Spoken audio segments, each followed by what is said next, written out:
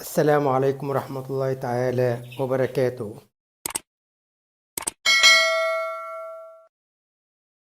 أهلا بكم بفيديو جديد من سلسلة تربية الكتكوت من عمر يوم حتى عمر الذبح أو عمر 35 يوم. والنهاردة إن شاء الله العمر الكتكوت دوت عمر 4 أيام. هنتكلم في حاجة صغيرة كده المفروض كنت اعملها في عمر 3 ايام، بس طبعا ما عملتهاش. وهي ان انت المفروض العلافات ديت هيبتدي نغطيها. فدلوقتي قبل ما نغطيها لازم اوريكم حاجة صغيرة كده عشان تقدروا تعملوها معايا. انا دلوقتي ببتدي اهز البتاع زي ما انتوا شايفين. انا هكبر لكم البتاع الكاميرا. طبعا شايفين الحاجات البيضة ديت اللي هي الرطبة اللي انتوا شايفينها دي. ده المفروض ده، وادي واحدة هي كمان، ده براز الكتاكيت بيتبرزوا في الأكالة. فطبعا الموضوع البراز ده ما ينفعش يبتدوا ياكلوه. ليه بقى؟ لازم انا اتخلص منه. بس قبل ما اتخلص من البتاع دوت لازم اهز العلافات هزة كويسة وانضف الاكل اللي هو الملوث. لان الاكل الملوث هيدخلنا في متاهات حاجة تانية، حاجة اسمها والعياذ بالله حاجة اسمها كوكسيديا والكوكسيريديا. الكوكسيديا ديت بتيجي عبارة عن الاكل المتلوث اللي هو زي ما انتوا شايفين كده بالظبط. شوف طبعا كتكوت اهو راقد في الاكالة زي ما انتوا شايفين. هتبقى نايم ودفيان وبياكل وبيشرب وبيشخ في مكان ايه، لا مؤاخذة يعني في الكلمة، وبيتبرز مكان ما بياكل. فطبعا هنعمل حاجة صغيرة كده. هبتدي ننضف الأكلات زي ما انتوا شايفين كده، هننضفها.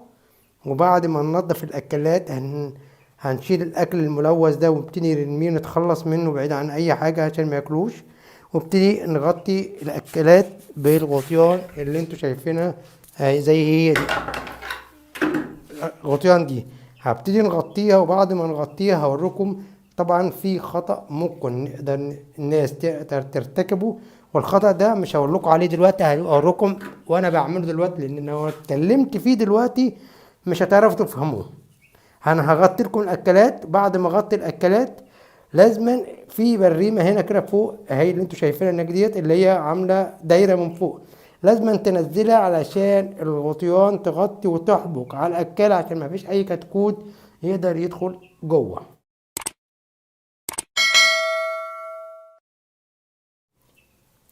ونبتدي بقى طبعا السلسله ديت هبتدي نصورها ان شاء الله.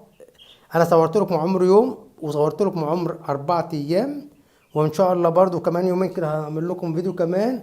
هبتدي بقى مراحل الوزن بتاع الكتكوت. هنمشي واحدة واحدة بحيث ان احنا نطمن ونتأكد ان فعلا احنا ماشيين باوزان كويسة.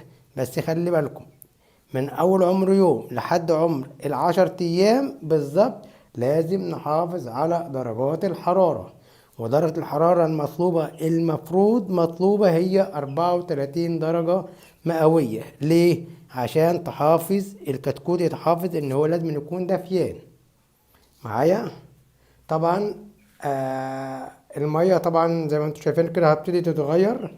المية دي هبتدي اغيرها واحط لهم مية جديدة علشان هي كلها مليانة نشارة زي ما انتم شايفين كده اهي مليانة نشارة.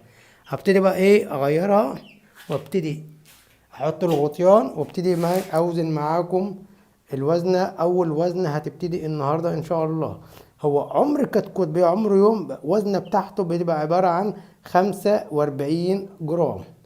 في بعض الاوزان توصل 46 جرام وفي بعض الاوزان توصل 43 جرام. ده وزن الكتكوت عمر يوم او عمر ساعات. طب هتوقف معاكم دلوقتي ان شاء الله وارجع لكم بعد ما اغطي وبعد ما احط المية وهوزن معاكم الوزنة بتاعتنا. يا ريت اللي بيشوف الفيديو ده يدوس لايك وشير ويفعل زر الجرس. لحظة وهرجع لكم تاني.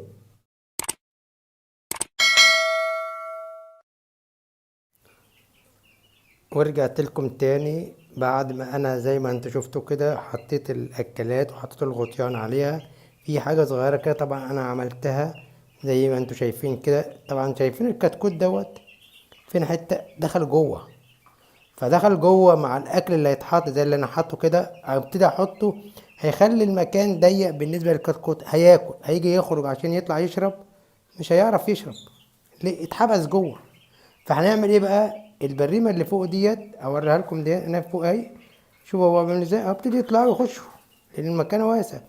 انا برضو بنصح الناس اللي بتربي في البيوت او الناس اللي هتربي لسه جداد في التربيه، او ستات البيوت اللي هتربي في البيت، او الانسان المبتدئ، لازم أن يخلي باله من حاجه زي كده. زي بشوف عامله زي اهي. انا ابتدي ايه، اشيل كده خالص وابتدي ايه اهي، ابتدي الفها وانزلها على قد ما اقدر. ليه بقى؟ عشان تمنع اي كتكوت يدخل جوه وما يتبرز في الاكاله. اهو زي ما انتم شايفين كده. انا ابتدي اهو انزلها على قد ما اقدر، بحيث زي كده ما تخليش اي حاجه تعرف تدخل.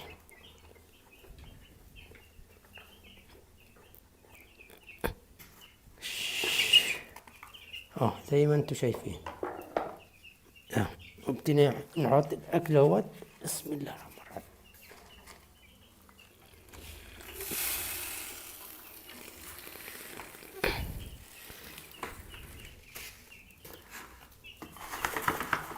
بص كده المكان مش عارف يخشوا في نفس اللحظة، ياكلوا ويشبعوا من بتاع. ابتدي بقى ايه، احنا صفرنا الميزان اهو. بسم الله الرحمن الرحيم. اهو زي ما انتوا شايفين فروت. بسم الله. اه ده عامل كام؟ 102 جرام. 102 جرام. او المفروض كان وزنه في الاول 45 جرام. بسم الله الرحمن الرحيم. ده عامل اهو زي ما انتوا شايفين 90 جرام. بسم الله الرحمن الرحيم.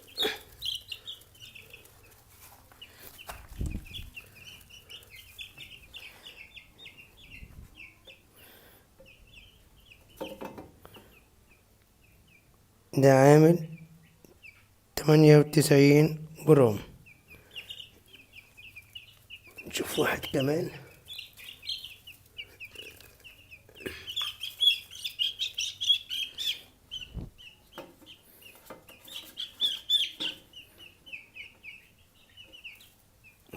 تعالى مشيت ليه؟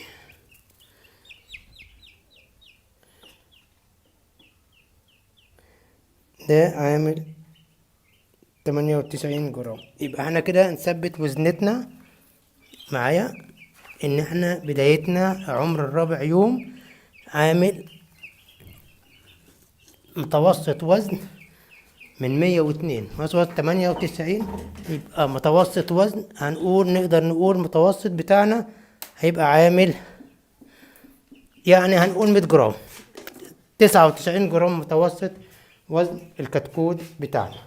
يبقى احنا لحد دلوقتي ماشيين في التمام. يبقى عمر الكتكوت عمر يوم او عمر ساعات بيبقى عامل 45 جرام بالظبط. في حاجات ممكن تبقى قليل اللي هو عامل 46 جرام، وفي حاجات عاملة 44 جرام. يبقى متوسط وزن الكتكوت عمر ساعات هنبقى عامل بالظبط 45 جرام متوسط وزن. يبقى احنا كده متوسط وزن بتاعنا في حاجات عاملة 98 وفي حاجات عاملة 102. يبقى احنا كده ماشيين في التمام وكده بالظبط. الحمد لله وزننا ماشي كويس. يعني عمر 4 أيام وعامل متوسط وزن 99 جرام أو 100 جرام. كده احنا ماشيين بالظبط حلوين. طبعا زي ما انا قلت لكم، نرجع لمرجوعنا تاني. موضوع الأكلات لما تتغطى زي ما كده لازم تتغطى. في بعض الناس أو بعض ستات البيوت اللي بتربي في البيت بتبقى الأكالة بتسيبها عريانة، يقولك إيه عشان يعرف ياكل. طب ما هو يعرف ياكل كده برضه اهو زي ما انتوا شايفين. ما هو كده هيعرف ياكل برضه. ما لو كده هيعمل ايه بقى؟ كتكوت والعياذ بالله هيتبرز، هيبهدلك الدنيا. بعد ما تبرد هياكل من الاكل اللي هو بياكله، هيعمل تلوث في الامعاء بتاعته، فيبتدي بقى يخش في مراحل تانية بقى، مرحلة والعياذ بالله مراحل اسهال. ما بقول لك في حاجة، بيقول لك ايه، الوقاية خير من العلاج. انت لو مشيت الطرق صح واتبعت الارشادات بتاعة التربية هتلاقي نفسك مشيت كويس. لا الفرشة هتتبهدل، ما هو اسهال هيبهدل لك الفرشة، ولا الفرشة بتيجي تعمل ميه، وبعد ما تعمل ميه هتبتدي تعمل ريحه، فهتبتدي انت حضرتك ايه. انا طبعا قافل، اه انا قافل لحد دلوقتي قافل. هتبتدي تعمل ريحه، وبعد ما تعمل ريحه هبتدي تهوي من فوق ياخدوا منك برد. لان انت لازم تحافظ على درجات الحراره بتاعتك. لازم درجات الحراره يبقى 34 درجه مئويه من عمر يوم لحد عمر 10 ايام. وبعد كده يبتدي يقل درجة درجة درجة لحد ما تثبت عمر العشرينات 21 يوم بالظبط، تبقى عبارة عن 26 درجة مئوية بتاعتك. ويبتدي بقى عمر التاسع يوم أو 10 يوم بالظبط، بيبتدي بقى تعمل حاجة اسمها تهوية، تظبط التهوية بتاعتك مع درجة الحرارة، بحيث ان انت تقدر ماشي كويس الكتكوت ما يبردش منك، وفي نفس اللحظة يبقى